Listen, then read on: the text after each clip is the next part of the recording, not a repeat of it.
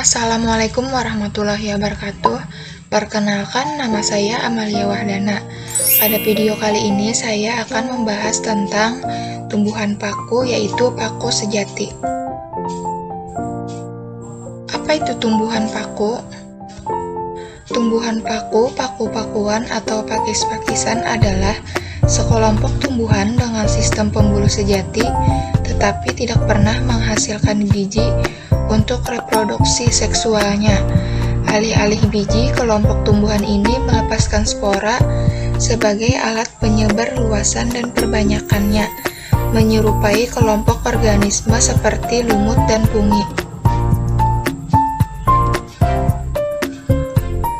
Pterophyta atau paku sejati. Pterophyta adalah tumbuhan paku sejati yang disebut tumbuhan pakis. Tumbuhan ini dapat hidup di daerah tropis dan subtropis. Berdaun lumayan lebar dibandingkan dengan tumbuhan paku yang lain. Contoh tanaman subdivisi Pteropsida adalah Adiantum coneatum atau suplir, Marsilea crenata atau semanggi, serta Asplenium nidus atau paku sarang kuda.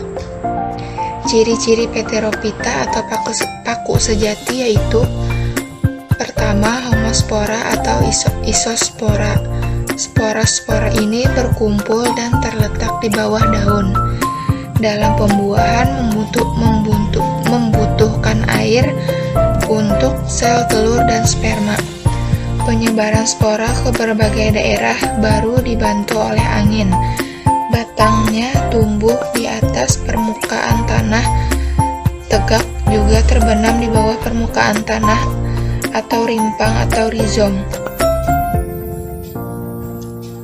Tumbuhan ini sering kita sebut dengan pakis. Ciri-cirinya adalah daun berukuran besar, daun muda menggulung, sporangium terdapat pada sporopil atau daun penghasil spora. Tumbuhan paku secara umum, misalnya pada batang tumbuhan paku jenis paku pakis, memiliki beberapa bagian tubuh yang meliputi akar, batang, tangkai daun, tulang daun, helai daun, daun muda, sorus yang berfungsi sebagai tempat berkumpulnya sporangium. Siklus hidup tumbuhan paku. Tumbuhan paku mengalami pergiliran keturunan atau metagenesis antara fase gametofit dan fase sporopit. Kedua fase ini berlangsung secara bergiliran.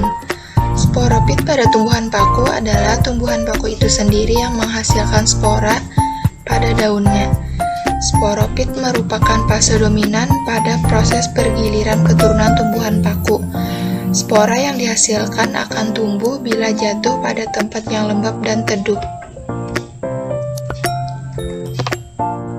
Habitat tumbuhan paku. Habitatnya di darat, terutama pada lapisan bawah tanah di dataran rendah, tepi pantai lereng gunung 350 meter di atas permukaan laut, terutama di daerah lembab.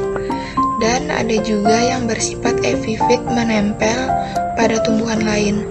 Tumbuhan paku merupakan tumbuhan fotoautotrof. Tumbuhan paku ada yang hidup mengapung di air, misalnya Azolla pinnata dan Marsilea crenata. Namun, pada umumnya tumbuhan paku adalah tumbuhan terestrial atau tumbuhan darat. Manfaat tumbuhan paku. Pertama, sebagai tanaman hias, Asplenium nidus atau paku sarang burung. Dua, sebagai bahan penghasil obat-obatan, contohnya Accipidium pilixmax. Tiga, sebagai sayur-sayuran, contohnya Marsilea crenata atau semanggi.